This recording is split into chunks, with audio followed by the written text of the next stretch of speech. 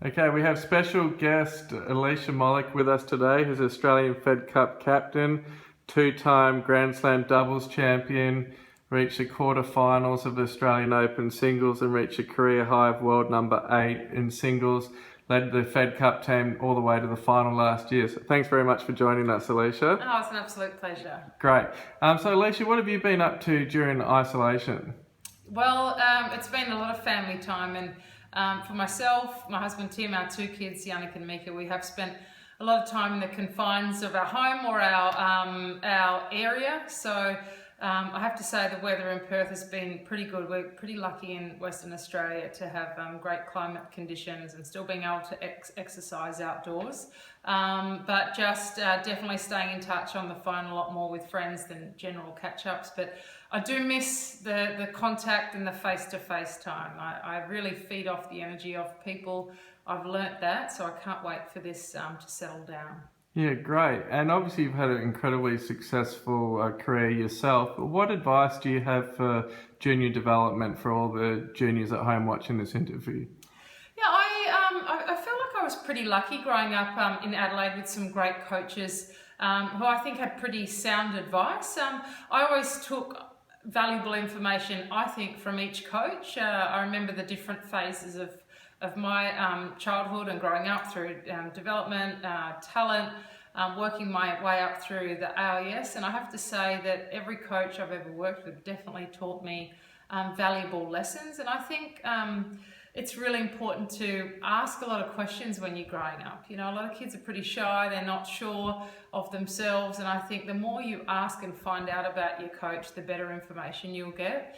And also not to be too shy, you know, to express yourself, share your feelings, because I think the more you open up and can be honest with your coach, the more they're able to help you through your development. But a key for me was definitely focusing on the long term. Sounds a bit weird, but not worrying about winning local tournaments, but you know, making my backhand better for my future at pro level, making sure that I was more dynamic and I had more weapons.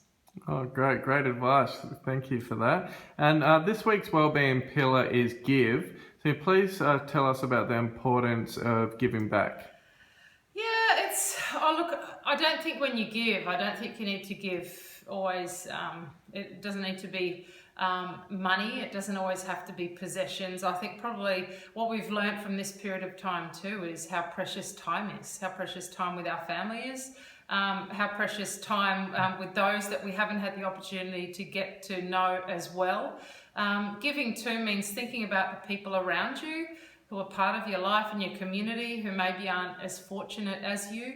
I know every single tennis player has old rackets laying in their cupboard, used balls that they don't use anymore, shoes. There's no reason why you can't go down to your local tennis club or when borders open up, the regional tennis club, and donate some of your tennis gear to some kids or families who aren't as fortunate as you. And I think giving too means, as well as time, it's I think allowing yourself to be stronger, connected to people. So working on relationships, I think that's giving too. Giving of yourself, because you get back a lot more from giving. That's what I've always found. It's a much more satisfying feeling than receiving anything 100 times over. And I felt that way during my playing career, and even now as a past player, as Fed Cup captain, as a mother now, I take much more satisfaction out of trying to help someone, trying to give my time to do something.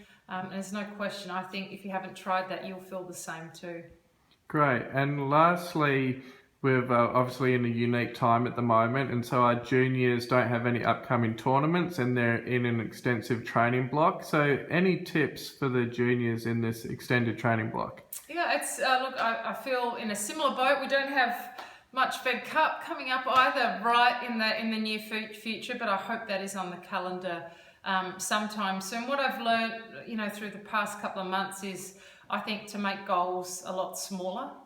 So instead of thinking 3 months down the track, because we don't know when there will be a return to competition and tournaments, is probably just to set weekly goals so that things are within sight.